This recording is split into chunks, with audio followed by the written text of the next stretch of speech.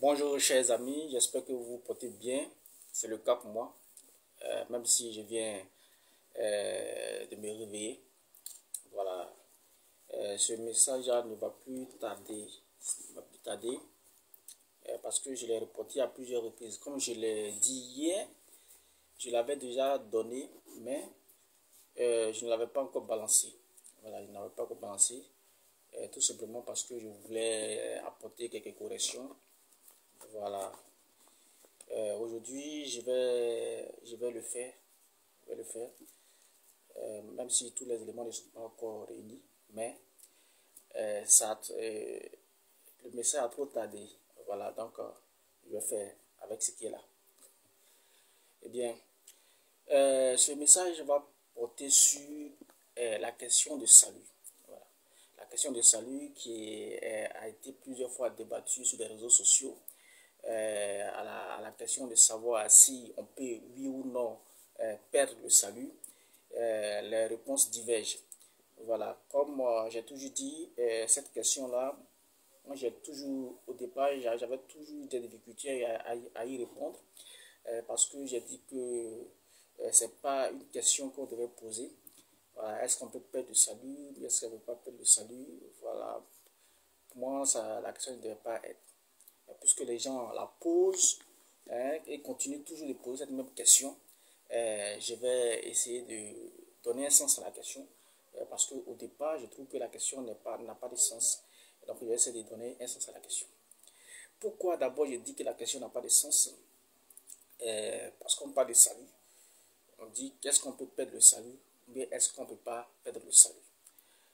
Or, le salut, c'est à la fin, selon moi, la compréhension que j'ai des Écritures et selon que Dieu m'ait permis de comprendre.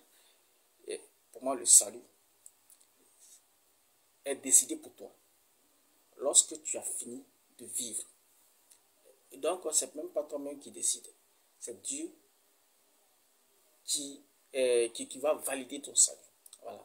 Quand le souffle de vie t'aura quitté le dernier jour, c'est lui qui valide cela. Donc, ce n'est pas au cours de ta vie. Par exemple, aujourd'hui, le 18 octobre, j'obtiens le salut. Et puis, demain, bien, à la fin du mois, je perds le salut. Non. Ou bien aujourd'hui, le 18 octobre, j'ai obtenu le salut. Et ce salut-là, je le conserve, je ne peux plus le perdre. Non. C'est à la fin. Voilà pourquoi je dis que la question ne devait pas être. Par exemple, quand on pose la question, c'était comme si au cours de notre vie, il y a un moment où on obtient le salut.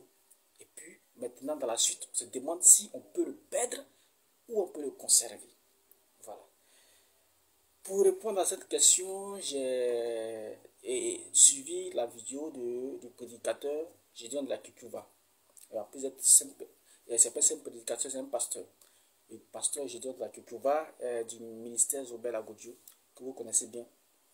Il a parlé longuement dessus. Après que quelqu'un qui assistait à l'une de ces réunions lui a posé la question de savoir la question de la personne était ceci. Il dit, est-ce que aujourd'hui, si je prends mon baptême, cela signifie que je suis sauvé? Et si lui, il accepte que je donne le baptême, est-ce que cela signifie qu'il est sauvé et qu'il ne peut plus, voilà, et qu'il est sauvé? Et je dois même essayer de reformuler la question pour lui. Voilà. Comme il est aussi expérimenté, il est allé au-delà de ce qu'avait demandé. Bon, il est allé en profondeur. Pas qu'il dise au-delà. Voilà. Donc, il est allé en profondeur pour mieux poser la question du monsieur. Il dit que la question que le monsieur voulait poser, c'était de savoir si on peut, oui ou non, perdre le salut. Voilà. Et donc, il a su le formuler. Et c'est ce qui a été au cœur de son message à ce jour-là. Il a dit plein de choses. Voilà. D'abord, lui, il soutient que le salut, on ne peut pas le perdre. Voilà. On peut pas le perdre. On l'obtient à un moment de la vie et on ne peut plus le perdre. C'est ce que je donne là, tu vois, soutien. Voilà.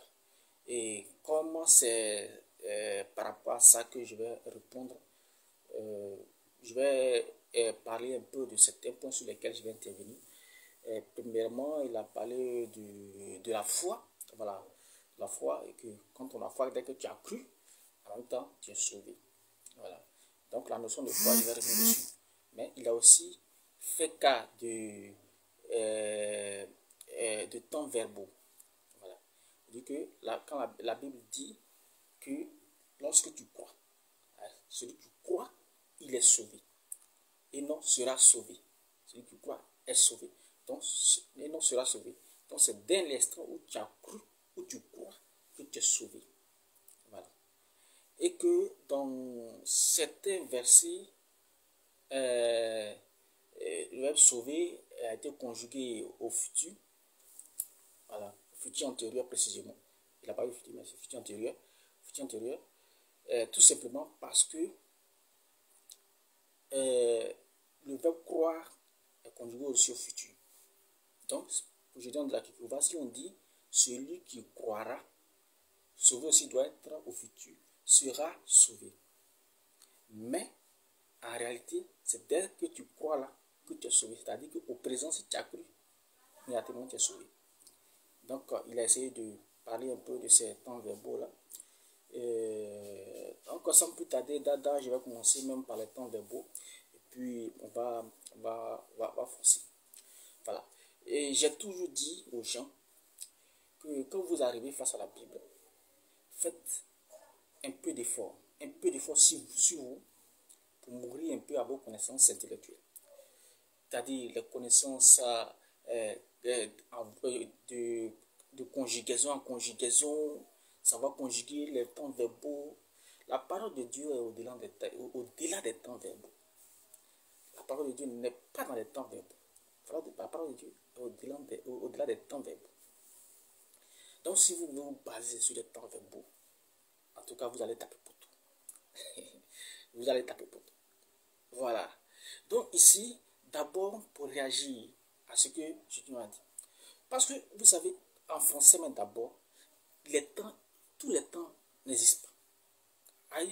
Les temps qu'il faut pour qu'on puisse s'exprimer, il y a qu'on prend les temps verbaux de la conjugaison. On ne peut pas s'en servir pour exprimer tous les temps. Pour exprimer toutes les actions. En anglais, ils ont fait un peu plus d'efforts, ils sont un peu plus avancés. Quand vous prenez par exemple un temps verbal en anglais qui est le present continuous, il n'y a pas son équivalent en français. Le present continuous. Quand vous prenez par exemple quel verbe, quel temps encore, bon, il y a plusieurs temps comme ça. Le présent continuous, on va pas le présent continuous, mais le présent perfect même. Présent perfect, il n'y a pas son équivalent en français. C'est le présent continuous, puisqu'il n'y a pas son équivalent en français. Ils ont trouvé une autre expression pour pouvoir exprimer ça. L'action qui dit le temps verbal qui exprime une action qui est en train de se dérouler. En français, ce temps n'existe pas. Donc, il y a dit, par exemple, si je suis en train de manger, il va dire je suis en train de manger. Ça y est, je suis obligé d'ajouter l'expression en train de. En train de. Voilà. Donc, vous voyez déjà, en français, on est obligé de dire en train de. Or, en anglais, présent continuous, il y a une règle pour pouvoir conjuguer. Il y a un temps verbal qu'on appelle le present continuous. Donc, il y a aussi des actions dans la Bible qui sont... il y a des temps, il y a des fois on utilise le présent de l'indicatif dans la Bible pour exprimer des actions qui ont commencé dans le présent, qui ont commencé et qui se poursuivent. Pas des actions qui se sont arrêtées, mais pas des actions qui ont eu lieu instantanément et qui se sont arrêtées. Mais l'action commence et ça se poursuit. La Bible utilise le français, la Bible en français utilise le présent indicatif. Cela ne veut pas dire que la chose s'est passée instantanément. Pour quelqu'un qui croit, l'action de croire est continuer de croire. Tu crois et il y a un jour tu as cru et puis tu continues de croire. Est-ce qu'il y a un temps verbal pour exprimer ça? Donc c'est ce temps-là, cette action-là que les gens désignent par le présent. Donc celui qui croit ne veut pas dire que la croyance est instantanée. Mais c'est sur une période. C'est-à-dire le jour où tu acceptes, tu restes dans ça jusqu'à la fin de ta vie. C'est toi qui es concerné par celui qui croit. Sinon, si aujourd'hui, 18 octobre, je crois, je jubile, je suis content, je prends mon baptême. Demain, la même chose, après demain, la même chose, jusqu'à la fin du mois. Je dis, oh, mais cette histoire de Jésus, là, moi, je n'y crois plus, hein, c'est un peu bizarre. Et je quitte la foi. Est-ce que vous voyez un peu? Est-ce que je suis concerné par celui qui croit? Donc, la croyance dont il est question, le temps verbal, même si la Bible est le présent, c'est un temps, c'est une action qui a commencé, mais qui se poursuit jusqu'à la fin de ta vie. Et on va voir un peu quelques exemples de la Bible. Pas dans le cadre de croyance seulement, hein, mais on va voir un passage. Prenons d'abord Marc chapitre 11, verset 24. Dans le Nouveau Testament, Marc chapitre 11, verset 24. Vous savez, je n'ai pas l'habitude de lire pendant que je fais les commentaires et c'est compliqué. Voilà pourquoi je donne raison à Thierry le Russophone et à Gédéon de la Kikuba qui se sont trouvés des lecteurs. Voilà, là ça facilite un peu la tâche. Et j'ai pu dire que j'ai pu savoir un lecteur parce que comme je vous l'ai dit, je ne suis pas pasteur. Voilà, et ce que je dis, ça n'engage que moi. C'est ce que Dieu a mis sur, m'a mis sur les lèvres. Voilà, c'est vrai, je suis sollicité par certains pasteurs, mais je n'ai pas encore commencé à exercer le ministère pastoral. Donc je disais, Marc chapitre 11, verset 24. Marc chapitre 11, verset 24, il est écrit. C'est pourquoi je vous dis, tout ce que vous demanderez en priant, croyez que vous l'avez reçu et vous le verrez s'accomplir. Donc, tout ce que vous demanderez en priant, tout ce que vous demanderez dans la prière, croyez que vous l'avez reçu, passé composé. Donc, ce que tu vas demander au futur, on n'a pas dit croyez que vous le recevrez, mais croyez que vous l'avez reçu. Donc, vous voyez, quand on arrive dans la Bible, ne soyez pas concentrés sur les temps verbaux. La Bible est au-delà des temps verbaux, au-delà des temps verbaux. Est-ce que vous voyez un peu? La Bible est au-delà de ça. Parce que c'est une question de foi. La foi, là, tout ce que tu demandes, il faut croire que tu l'as déjà reçu. Alors que la chose n'est pas encore là. Alors que la chose n'est pas encore là. Donc, vous voyez dans le cas des temps verbaux dont de la culture va parler. Tu demanderas tout ce que tu demanderas au futur. Donc, recevoir devait être aussi au futur. Donc, il y a déjà une erreur là. Pour vous montrer que la Bible est au-delà des temps. Prenons Romains chapitre 10, verset 9. Romains chapitre 10, verset 9. Avant que je ne commence, je n'ai pas encore commencé mon exposé. Romains chapitre 10, verset 9. Il est dit ceci. Si tu confesses de ta bouche le Seigneur Jésus, et si tu crois dans ton cœur que Dieu l'a ressuscité des morts, tu seras sauvé. Si tu confesses au présent, si tu crois au présent, tu seras sauvé. C'est facile, on n'a pas dit tu es sauvé. Donc, je dis, quand si tu crois, alors sauvé au présent. Sauvé au futur. Futur antérieur. Donc, tu vois, je dis là que tu vois. Tu vois. Voilà. Donc, il faut laisser le temps verbaux. Et puis, on va essayer d'avancer. Voilà.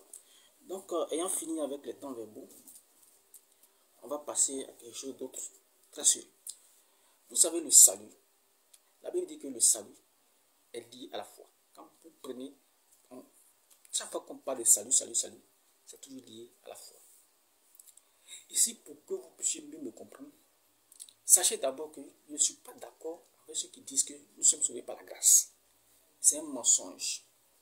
Les gens vont me montrer les versets bibliques que je vais lire tout à l'heure. Je vais lire tout à l'heure Ephésiens chapitre 2, versets 8 à 9. Et on va foncer. Voilà. Mais avant de poursuivre, j'ai parlé de foi tout à l'heure. Quand je donne de la Tutuva dans sa vidéo, et pas lui seul. Beaucoup de prédicateurs, quand ils parlent de foi, ils pensent que dans la Bible, le mot foi, là, ça désigne un seul élément. Ils pensent que dans la Bible, le mot foi n'a qu'un seul signifie, ça n'a qu'un seul sens. Dans la Bible, quand vous prenez le mot foi, ça désigne deux choses.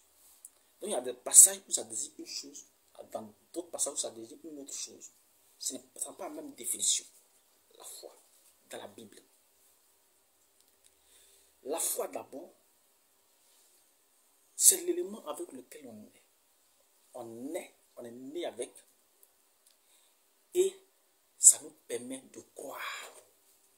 Donc la foi, c'est la capacité d'une personne de croire.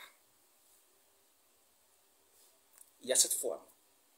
Et puis il y a une autre foi qui est la chose à laquelle on croit.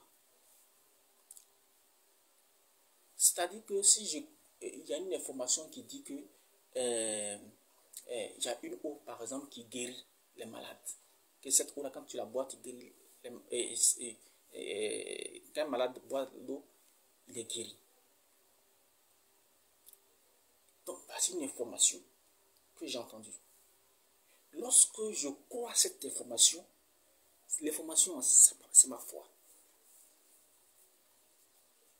C'est pour ça que Paul disait que la foi vient de ce qu'on attend. Donc, c'est une information. Donc, la foi vient de ce qu'on attend. Et puis, ce qu'on attend là, ça vient de la parole de Dieu. Il a dit que cette information qui dit, cette eau-là, si tu la bois, tu seras guéri, c'est une information. Donc, c'est la foi.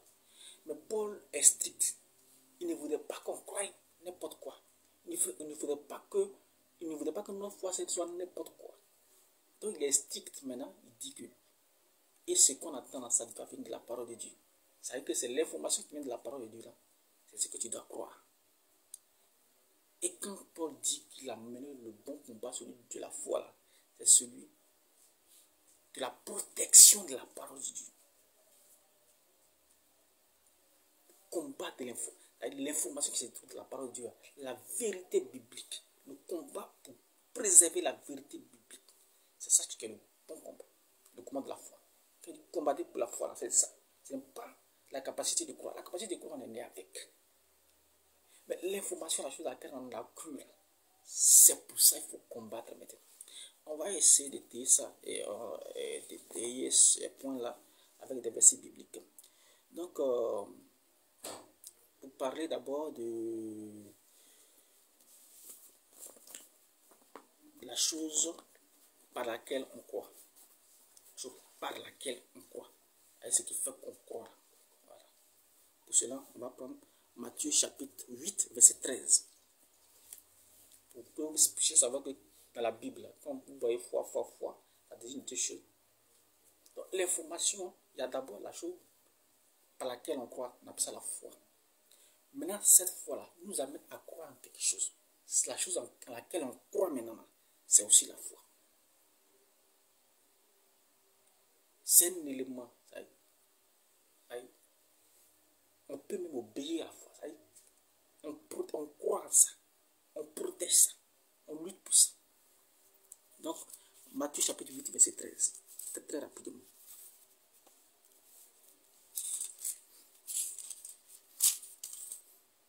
Et c'est une ici.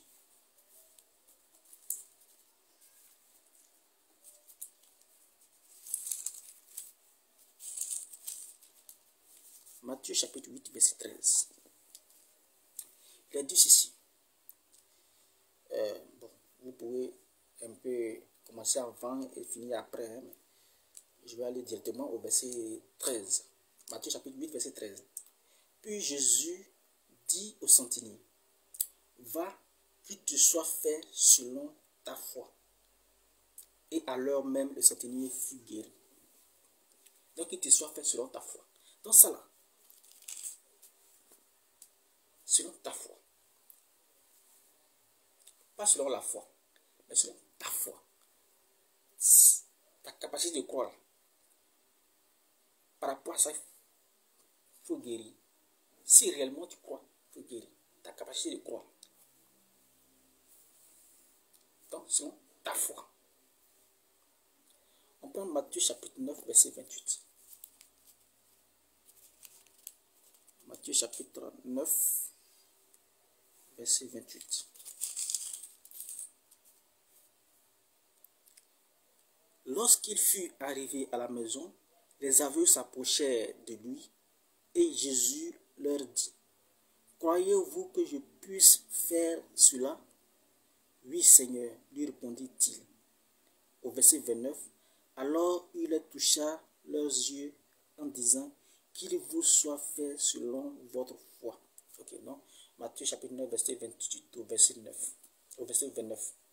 Donc qu'il vous soit fait selon votre foi. Et vous comprendrez que cette foi-là est toujours accompagnée d'un adjectif possessif. Ta foi, votre foi. Mais quand Paul dit la foi vient de ce qu'on attend vient de la parole de Dieu. Ouais, on dit la foi. Ça n'appartient pas à quelqu'un. C'est l'information, la vérité biblique. On est sauvé par la grâce, par le moyen de la foi. On ne sait pas de quelle foi il s'agit au juste. Voilà pourquoi ils sont en train de montrer les deux types de foi. Donc maintenant, le deuxième type de foi qu'il a montré, lui, n'est pas accompagné d'un adjectif possessif. Lui, c'est toujours la foi, la foi, la foi. Prenons Actes chapitre 6, verset 7.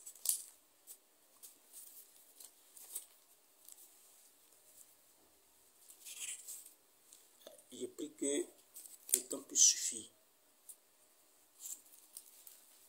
Vous voyez, souvent, je suis limité par ces appareils avec une très petite mémoire,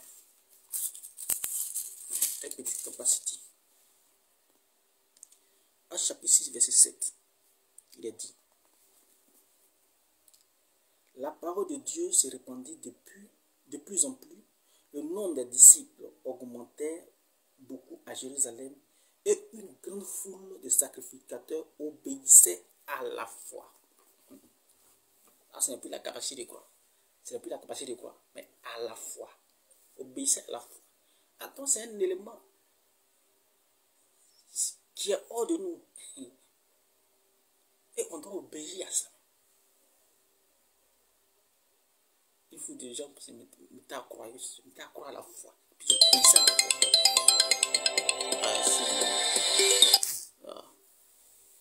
Donc, obéissez à la foi.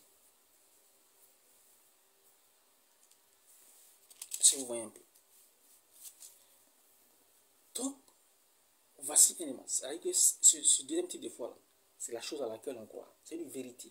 Une vérité qui vient de la parole de Dieu. Et quand Paul dit, combattez pour la foi, c'est de cela qu'il y a question. La vérité biblique. J'obéis à ça. Deuxième verset, Galates chapitre 1, verset 23.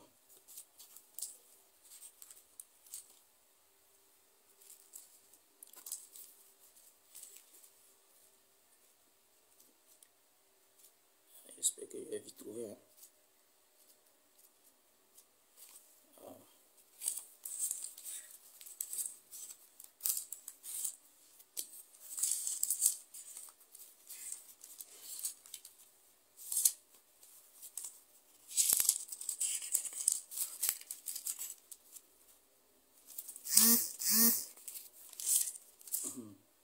Galates chapitre 6, verset 23.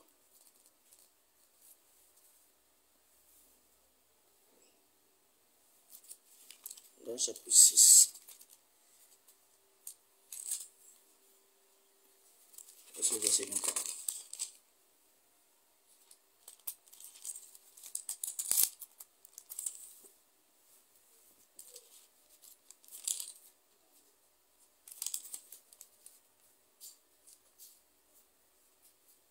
Galates 1, pardon. Galates 1, verset 23. Galates 1, verset 23. Voilà. Galates chapitre 1, verset 23. Voilà. Il est dit, seulement elles avaient entendu, bon, j'ai commencé au verset 22. Or, j'étais inconnu de visage aux églises de Judée qui sont en Christ. Seulement elles avaient entendu dire, celui qui autrefois nous persécutait annonce maintenant la foi qu'il s'efforçait alors de détruire. Verset 24, et elles glorifiaient Dieu à mon sujet. Donc il y a une foule qui a entendu parler de Paul.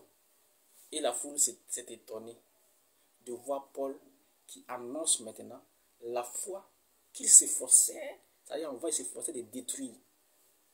Donc la foi dont il est question, c'est la vérité biblique, la chose à laquelle on doit croire, la chose pour laquelle on doit mener un combat, pour la garder intacte.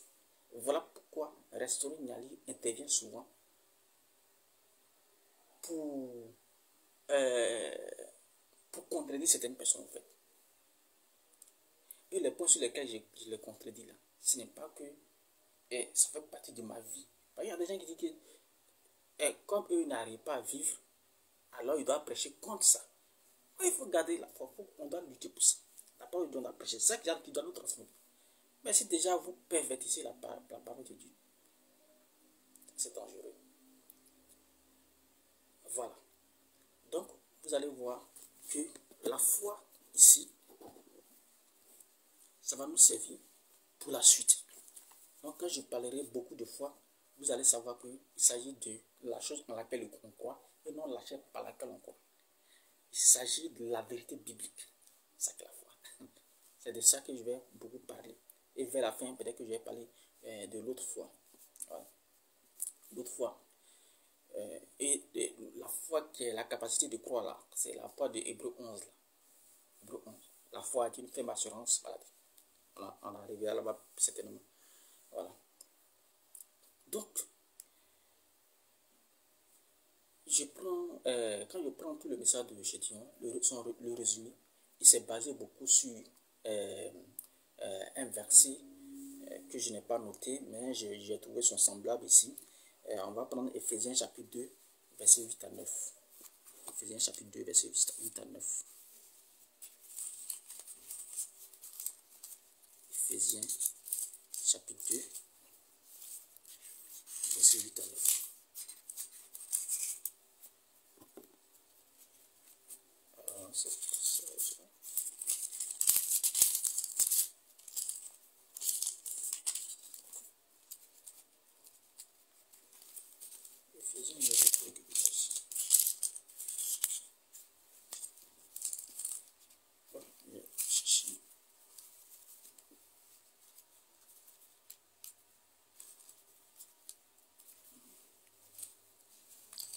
Ephésiens chapitre 2, verset 8 à 9.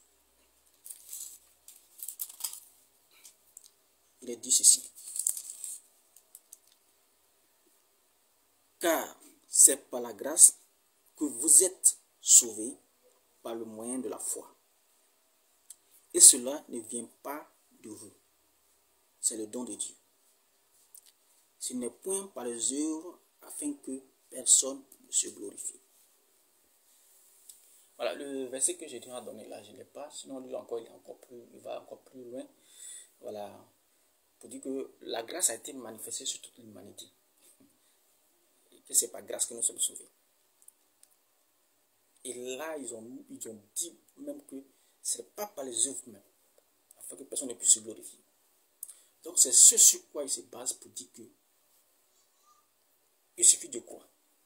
Dès que tu as cru, immédiatement tu es sauvé. Il n'y a plus soit de dire que tu as posé des actes, des œuvres, immédiatement tu es sauvé. Quand je prends ce passage qui est là, bon, nous, ce passage-là, quand je le prends, comme je ne l'ai pas en tête, je n'ai pas relevé, il y a un peu longtemps, le jour où j'avais suivi la vidéo, j'avais relevé le passage. Mais je ne suis pas reparti encore sur la vidéo. Donc, voilà, je crois que c'était un passage de Corinthiens. Voilà.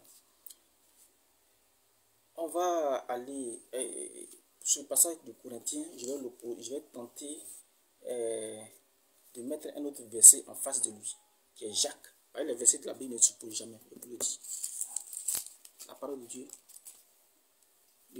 un verset de Bible ne peut pas contredire un verset biblique. Voilà. Donc on vient de voir que c'est pas par les œuvres qu'on est sauvé. Voilà. Le verset que je dois trouver, il dit clairement que c'est pas par les œuvres. On vient dans Jacques, chapitre 2, verset 24. Il a dit ceci. Vous voyez que l'homme est justifié par les œuvres et non par la foi seulement. L'homme est justifié par les œuvres et non par la foi seulement. Est-ce que vous voyez un peu? Donc, pour quelqu'un qui voit les choses littéralement, voilà, de façon superficielle, de façon apparente. Il y a un jour, j'ai discuté avec un disciple de Jésus là quelque part. Quand je lui ai dit que sa connaissance littérale ne peut pas lui permettre de comprendre la Bible. Il était étudiant en droit et il voulait me contredire tout simplement. Après, il parlait de Bible, mais lui, il dit que il veut montrer que lui connaît français, il comprend français comme lui en français, il ne peut pas tenir avec lui. Je ne suis même pas rentré dans son jeu même. Il dit, oh, quand il a dit ta connaissance littérale ne peut pas permettre de connaître la Bible, il dit, oh, en plus tu dis connaissance littérale, on ne dit même pas connaissance littérale, on dit connaissance littéraire. Il dit, on dit connaissance littéraire. Mais quand moi il dit, oh, c'est pas vrai. Bon, il est étudiant en droit. Voilà. Donc, lui, au fait, il a pensé que quand moi il a dit littéraire et littéral, connaissance littérale, je me suis trompé, mais j'ai fait une confusion. Que c'est les connaissances littéraires qu'il devait dire. Et même si je m'étais trompé que c'était une confusion, bon, tu acceptes, tu as compris, puis on avance.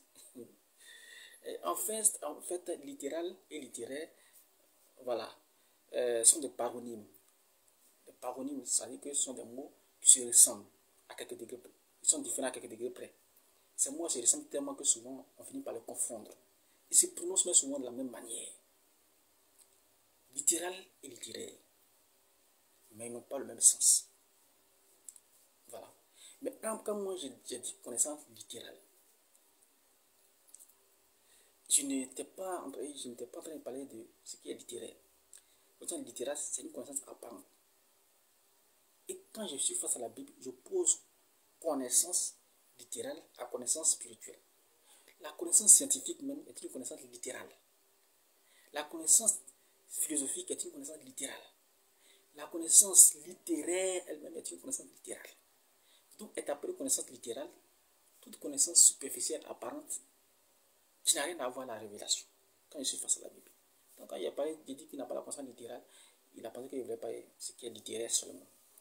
Et la connaissance littérale, par exemple, il y a une connaissance scientifique et une connaissance littérale qui dit que pour qu'une femme puisse tomber enceinte, il faudrait qu'elle parte d'abord avec un homme. Mais quand on arrive face à la Bible, c'est faux. Marie est tombée enceinte sans avoir connu d'homme. Bien. Donc ici, vous venez de voir, on a dit, il disait qu'il faudrait qu'on meure en nos connaissances littérales. Et nous, voilà. Bon, comme les gens n'aiment pas que j'utilise ça, tu vois, connaissance littérale, c'est comme ça s'apparente. Voilà. Quand on est face à la Bible, vous voyez ces deux versets, le verset que je viens à lui, qui dit que c'est pas par les œuvres qu'on est sauvé. Mais c'est par grâce, plus grâce. Et cette grâce, ça s'est manifestée sur toute l'humanité. Ici, il a dit que c'est par les œuvres là qu'on est justifié. Donc, apparemment, on pourrait penser que ces deux versets s'opposent. Parce que ces deux versets disent la même chose. Mais on va commencer à expliquer maintenant. Quand la Bible parle de sauver, sauver, sauver, vous entendez parler de sauver, sauver, sauver. Faites très attention. Sauver aussi, ça ne désigne pas toujours la même chose. Il y a sauver qui désigne, qui veut tout simplement dire qu'on t'a sauvé d'une situation. Par exemple, lorsque Jésus était dans la barque avec ses disciples et qu'il y a eu la tempête, ils l'ont appelé au secours. Maître, sauve-nous. Il n'était pas en train de dire donne-nous la vie éternelle. Sauve-nous. Donc il y a sauvé qui ne veut pas forcément dire donner la vie éternelle. Quand il disait à la femme qui avait la perte de sang qui l'a touché, Ta foi t'a sauvé. T'a sauvé. Il n'y a pas dit que tu as la vie éternelle.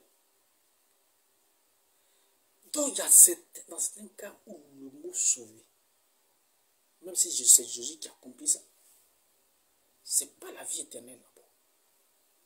Parce que si c'est parce que la grâce s'est manifestée sur toute l'humanité. Et puis vous dites que ce n'est pas la grâce que nous sommes sauvés. C'est que toute l'humanité est sauvée. Mais vous ne lisez pas jusqu'au bout.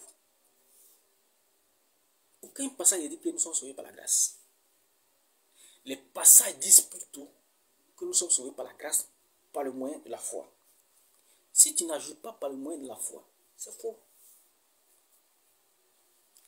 Maintenant, la grâce qui s'est manifestée sur toute l'humanité là, on n'a pas tenu compte de notre foi. Jésus n'a pas tenu compte de notre foi. Pour manifester, pour venir mourir à la croix.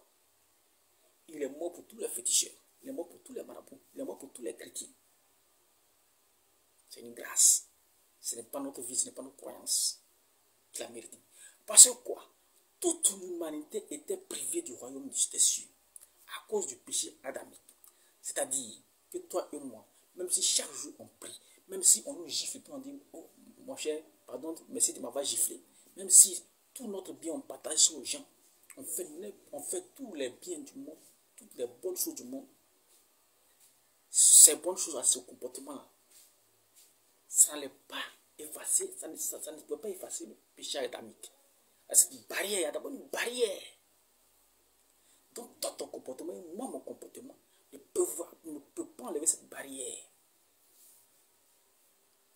Donc, si ce n'est pas toi, ton effort, ni mon effort, qui a pu enlever cette barrière, c'est une grâce.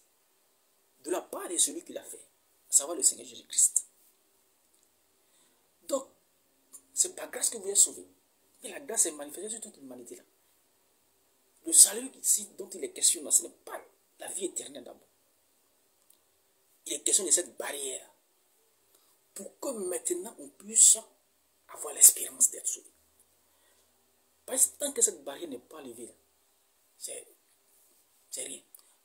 Donc cette barrière a été enlevée pour tout le monde. Donc c'est ça qui est par la grâce que vous êtes sauvés. La deuxième partie, par le moyen de la foi. Voilà.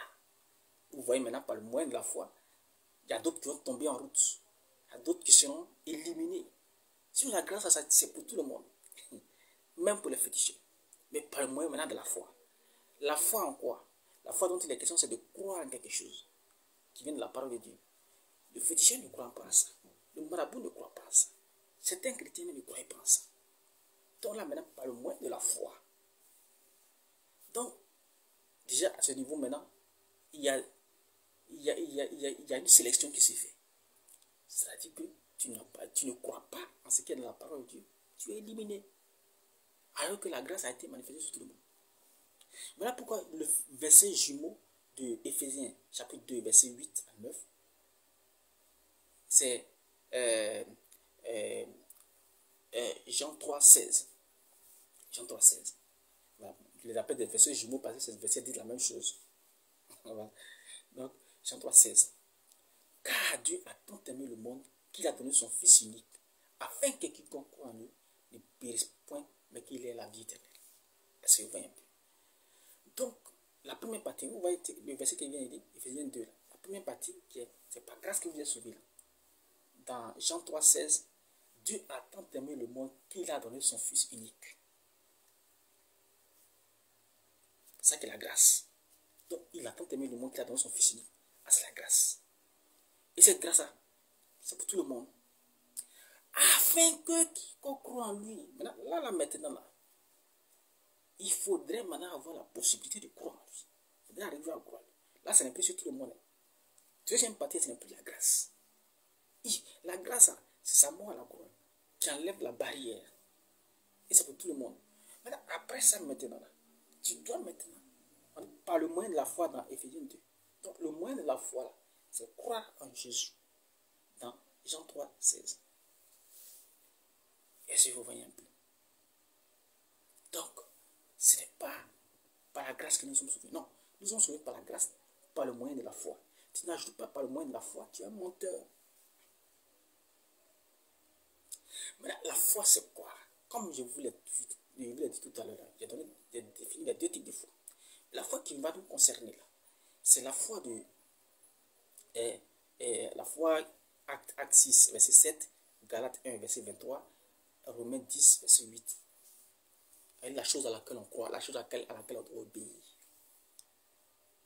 La parole de Dieu, la parole de Jésus. Croire en Jésus. En ce fait que quiconque croit en Jésus, Jésus c'est la parole. Donc, en fait que quiconque croit en la parole, tu es sauvé. Mais là encore, quand les gens arrivent là, ils disent que non, il suffit d'être sauvé, il suffit de croire son nom. Jacques 2, verset 24 dit que ce n'est même pas la foi seulement. Parce que la foi, mais les gens ne comprennent pas. Mais donc, voilà pourquoi Jacques dit ça. La foi suffit. Hein. Mais c'est parce que les gens ne savent pas ce que c'est la foi. Pour eux, croire, c'est dire je crois. Ils ne savent pas que croire là, c'est actif. Ce sont des actions. Là, quand vous lisez Jacques 2, tout le chapitre, vous allez comprendre que il ne peut pas parler de foi sans les œuvres. Parce que quand tu as la foi, ça te permet de produire des œuvres. La foi sans les œuvres, ça n'existe pas. Donc nous sommes sauvés par la grâce, par le moyen de la foi. Jésus nous a sauvés par la grâce, même par le moyen de la foi, on doit croire la parole. Je crois la parole de celui-là. Qu'est-ce pour que je crois? Ce sont les œuvres. Et je vous donne un exemple. Une information. Quelqu'un dans un test, il dit par exemple que lorsque ta main est mouillée, il ne faut pas toucher le courant. Que c'est un danger. Et tu lui réponds, oui, je crois. Tu demandes, tu crois? Oui, je crois. Oui, je crois fermement que si ma main est mouillée, je ne dois pas toucher le courant. Je crois. Tu finis de faire lessive, ta main est mouillée. Tu ne suis même pas même. Il y a encore la goutte dans la main. Il y a un fil de courant, tout nu, avec dépourvu de plastique.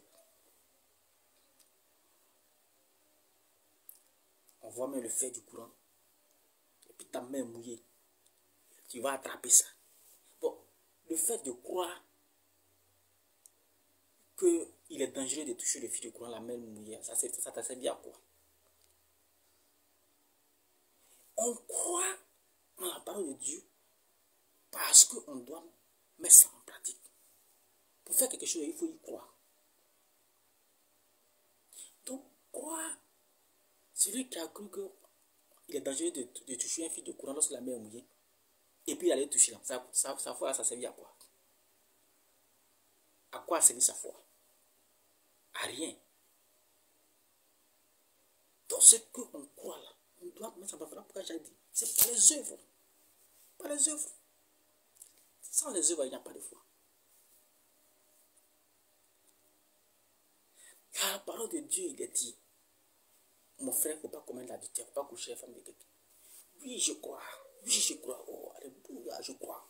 On ne doit pas coucher la femme de quelqu'un. Et tu convoites la femme du voisin. Tu lui donnes rendez-vous. Vous allez à l'hôtel. Vous couchez ensemble. Bon, ta foi là. Ta foi là. Avec l'information qui a été donnée, c'est ça qui est la foi. Tu as cru ça.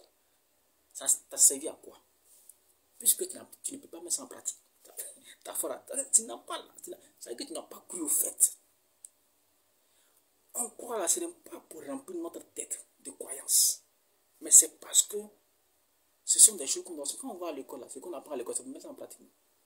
C'est pour ça que ça doit nous servir dans la vie courante. Dans la Bible, là, quand on mange la parole de Dieu, c'est pour vivre ça.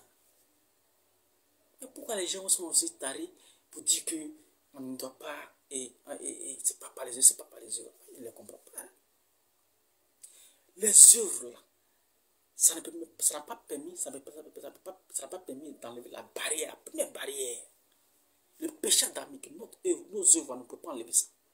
Et c'est pour cela qu'on a parlé de grâce qui est manifestée sur toute l'humanité, sans exception. Quand ça s'acquitte maintenant, nous sommes tous maintenant dans la course. Chacun maintenant doit croire maintenant la parole de Dieu, la parole de Jésus, puisque c'est lui qui est venu enlever la barrière. Maintenant, quand tu crois que Jésus a mis la barrière, que tu dois croire en lui, que tu crois en lui, mais cette croyance, Jacques dit que sans les œuvres, cette croyance, ça n'est rien. Je vais m'arrêter là parce que le temps est beaucoup avancé. Voilà. Je suis disponible pour ceux qui veulent les débats bibliques. Si tu es infidèle de Gédéon de la Kikuva ou de Thierry de Roussephone, je ne fais pas de débat avec toi. Je veux Gédéon lui-même ou bien Thierry de Roussephone lui-même. Et je ne veux pas venir à Figayo ni au Gandhi. Je veux que ce soit un autre cadre avec un modérateur. Maintenant, si ces derniers exigent que ce soit dans leur forum, là, c'est-à-dire à Figayo ou bien au Gandhi, il faudrait qu'on trouve un modérateur. Donc, je suis disponible. Souvent, les gens finissent d'écouter. Non, trop je dois là-bas, trop là-bas. Je me fais respecter. Donc, je ne discute pas avec les fidèles de ces gens-là. Par contre, s'il y a des évangéliques qui veulent discuter avec moi, ceux que je ne connais pas, je peux me déplacer, aller. Mais tu es fidèle de Gédéon de la Kikuva, ou tu es de Roussephone. Je veux ces deux-là. Eux-là, c'est eux-mêmes, moi, je cherche. Je ne discute pas avec les fidèles de ces gens. Ce sont des enfants. Eux-là, même, eux-là, ils ne connaissent rien. Les pasteurs, Gédéon de la Kikuva, qui est de Roussephone, sont nuls. Donc, c'est eux-là que moi, je cherche. Je ne discute pas avec vos fidèles. Que Dieu vous bénisse.